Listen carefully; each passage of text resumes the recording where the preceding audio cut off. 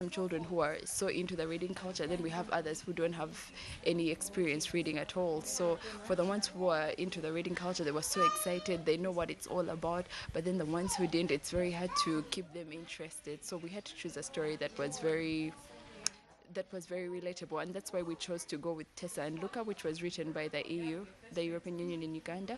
They authored the book, and it's a story about local children going on a local adventure. Today we were reading from their adventure in Rwenzori, and that's what the children learned about, the different things that happen in Rwenzori, the quarry, and the different tourist attractions that are there. So it was very good. And it doesn't just talk about the adventure, but it's also about social awareness, because along the way, we see that the children are on a taxi trip, and they stop somewhere to get something to drink, and somebody tries to coerce them and try to sell them things that are not good for children and that kind of thing. There's also, I think, an incident where they try to kidnap one of the children.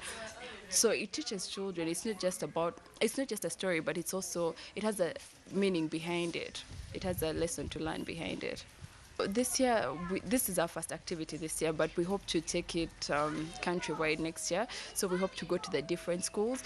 While the children were reading, we had an interaction with the parents, and we decided that, okay, the idea of a mobile library is something that could be nice. So we want to see how to implement this mobile library so that it's just not a stationed library, but a library that goes to different places. I know there's one for KCCA, but I think that only stops in Kampala.